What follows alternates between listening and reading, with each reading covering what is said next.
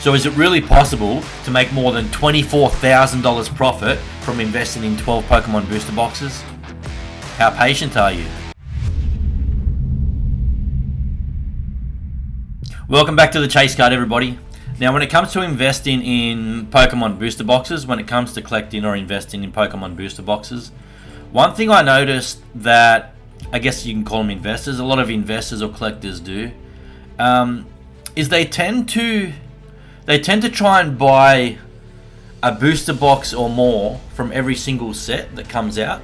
And what I want to discuss today and go through a few numbers with you guys is, are you really selling yourself short? Are you really getting lower returns on your investment because of this method of trying to buy a booster box or more from every single set, trying to have kind of an even mix? Because we all know over a long enough period of time, some of these sets do really poorly and some do really well. So I want to talk about how diversity and owning a bit of everything can actually mean you get less profits over the long term, less return on your investment, and maybe diversification is not the best method. So I'm going to go through all that and a bit more today. Stay tuned. So to a lot of you investors and collectors who do like to buy a bit of everything from every set, I'm definitely not here to criticize you. I would say most investors or collectors in Pokemon do operate with this method. They like to own a little bit of everything. And the good sets do well, they really make big profits. And the poor sets, they still own a little bit of everything. It makes them more comfortable. And look, there's nothing wrong with operating this way when it comes to collecting and investing in Pokemon. You can make a lot of money just owning a bit of everything. Obviously, this is not financial advice. Take everything I say with a grain of salt. Do your own research and buy what you're happy with at the end of the day, because it's not hard to make money with Pokemon booster boxes, regardless of which way you do it. But I want to go back to the Sun and Moon era basically as a good case study. Enough time has passed now where we can look at Sun and Moon and say, what can we learn from the Sun and Moon era with booster boxes that we can apply to future sets? And for example, I really want to focus on being more selective with your booster box purchases as a different method to just owning a bit of everything. So what I mean by that is, if let's say you bought 12 booster boxes from the Sun and Moon era, which there's 12 regular sets with every new generation, with every new era. There's 12 regular sets, not including holiday sets, as you guys know. So there would have been 12 booster boxes from the Sun and Moon era, right? Now, if you owned one of each booster box from every set from the Sun and Moon era, 12 in total, you would have paid approximately, let's call it $100 a booster box. It might have been $110, $115, it might have been $90. Let's use $100 per booster box at retail price, okay, when they were released. You would have spent $1,200 on 12 booster boxes. Now, your profit on all of those 12 booster boxes combined would have been just under $7,000. Those 12 booster boxes today would be worth just under $8,100. Minus your $1,200 investment, you would have had just under $7,000 profit. Now, if you took that same $1,200 and instead of buying one of every booster box from every single set, let's say you just bought 12 team-up booster boxes, your profit wouldn't be just under $7,000. Your profit would be more than $24,500 in a shorter time frame. Because team-up only came out about 4.5 years ago, something like that. The Sun and Moon era started 7.5 years ago, so Team Up was one of the later sets from that era. So in a shorter time frame, spending the same amount of money, you would have had more than $24,500 profit if you bought 12 Team Up booster boxes. Now, you can say, well, Ben, how did I know Team Up was going to be the number one set? No one could predict that. So what you're saying is not really fair, because you're looking back at the history and going off the history. But moving forward, how would we have known back then Team Up was going to be the best set? Well, let's say you didn't know that. Let's say you thought, Cosmic Eclipse was going to be the best set and you bought 12 of those. You still would have had a much better profit, a much better return on your investment than if you had just bought one booster box from every single set from Sun and Moon. So you've got the Team Up booster box here, right?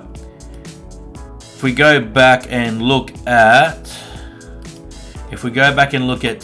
Team Up, Cosmic Eclipse. If we go back and look at basically the top 6 booster boxes, or the top 6 sets from Sun and Moon, if we go back and look at the top 6 sets from Sun and Moon, and you bought 2 booster boxes from the top 6 sets, you've still purchased 12 booster boxes for the same money, but your profit would be more than $10,000.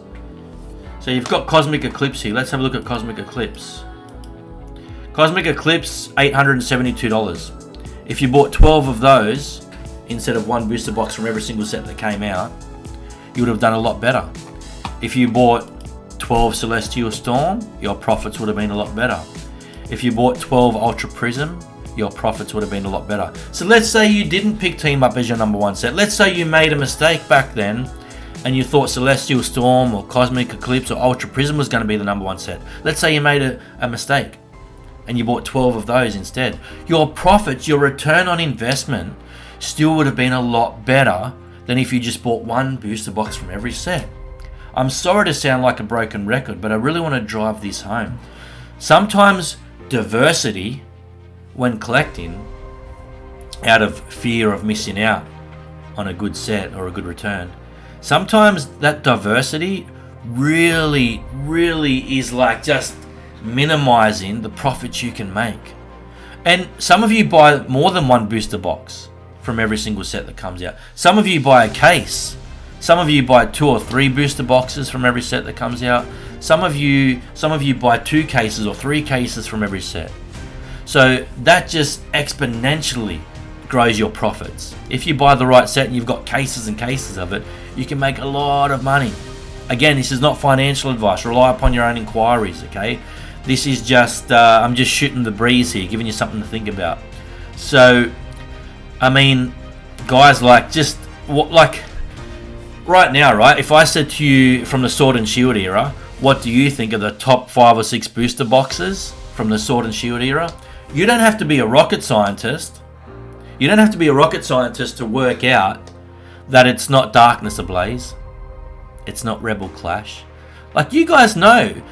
If I said name the top 5 sets from Sword and Shield, some of you might like give slightly different responses, you know. Some of you might give slightly different responses. But pretty much all of you are going to say Evolving Skies, Chilling Reign, Fusion Strike, Lost Origin. Some of you might throw Astral Radiance or Silver Tempest in there or something like that.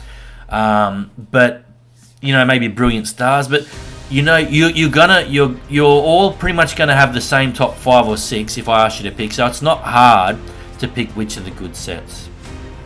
If I could give you an Evolving Skies right now for the exact same price as a Darkness Ablaze, which would you take?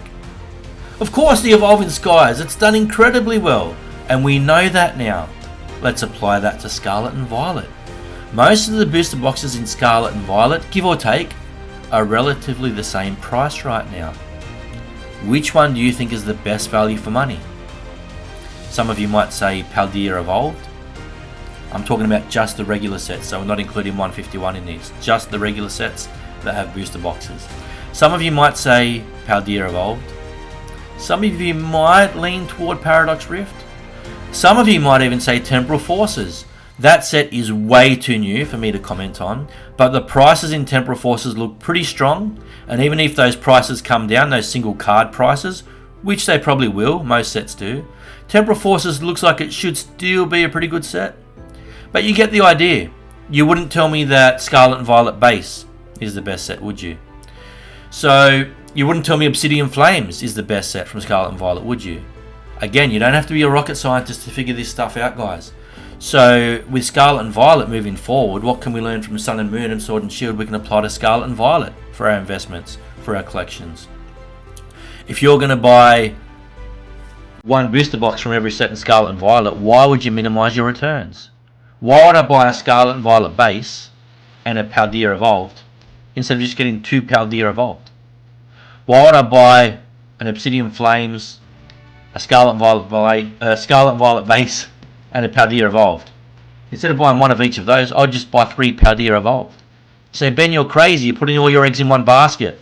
Spread it out a bit. Well, that fear that you have of putting all your eggs in one basket is why your returns are going to be a lot lower than mine. And if you want to keep investing by buying one of everything, again, I'm not criticizing you. I know that's most of you. And for those who are a bit worried about putting all your eggs in one basket, you don't have to buy 12 of the same thing. After a while, you're going to see which are the best 3 or 4 sets from Scarlet and Violet. You're going to figure it out. You're going to see what the chase cards are doing, how well they're performing. You're going to figure it out. And I would focus myself. This is how I'm going to do it. You do it however you're comfortable, guys. You got to have fun as well, right? How I would do it, I'd figure out which are going to be the top 3, 4, 5 sets from Scarlet and Violet as we go along. I'm going to monitor the single card market and how much depth each set has. And I'm only going to buy the good sets. I'm not going to waste my money trying to spread my risk so evenly that I get such poor returns over a long period of time. So what makes a good set? Let's have a quick look at Team Up here, right? The number 1 Team Up chase card, $790. $790 for the number 1 Team Up chase card. The next most expensive, $284. The top 3 chase cards in Team Up, all over $200. It's not hard to figure out, guys, where the strong sets are. If we look at Cosmic Eclipse here, the chase cards, number 1 chase card, $196. The second most expensive chase card, $165, $150, $122. These are strong sets. So how can we pick a crap set, a bad set that's not going to perform well? Let's look at something like Crimson Invasion here. The booster box, it doubled in price. It doubled in price in the last, 6-7 years whenever this was released. So even the bad sets, they're still a decent investment. They're just not as good as the really good sets. Crimson Invasion, $211. One of the poorest performing sets from Sun and Moon. Let's have a look at the chase cards. Top chase card, $31. $31, that's it. Alright, guys, look at the single card market with your booster boxes.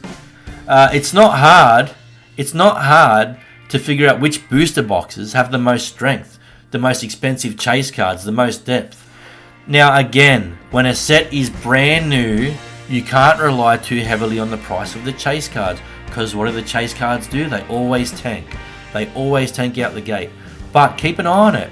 Generally, you can pick up booster boxes 6, 7, 8 months later, even 12 months later after release for the same price, while they're still sitting on retail shelves.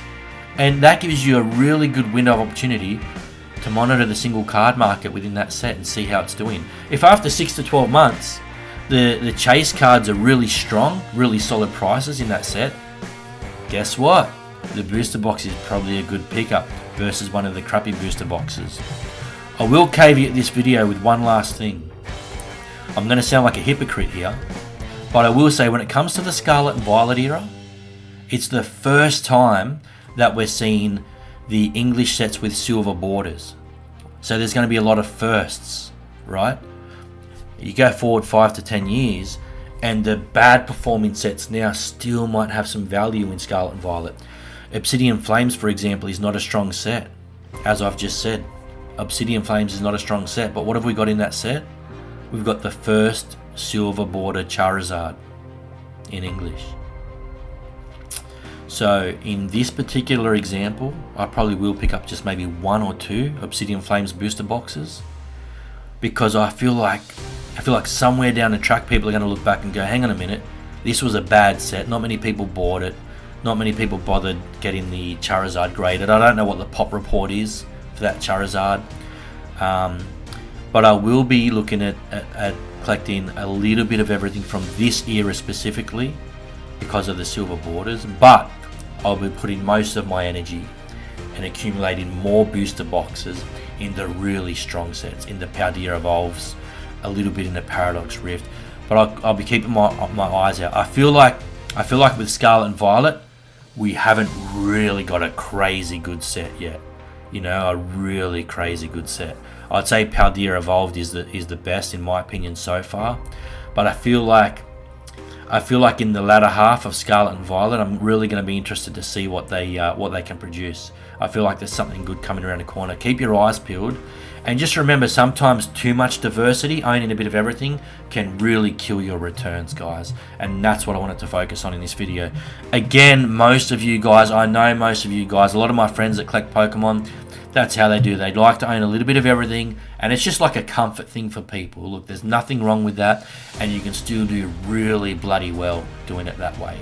I'm just telling you how I operate and how I like to look at it. I think I can maximize my returns by just buying the stronger sets more so than just trying to own everything. Let me know your thoughts in the comments. Thanks for subscribing to the Chase Card, and I will see you next time on the Chase Card. Bye.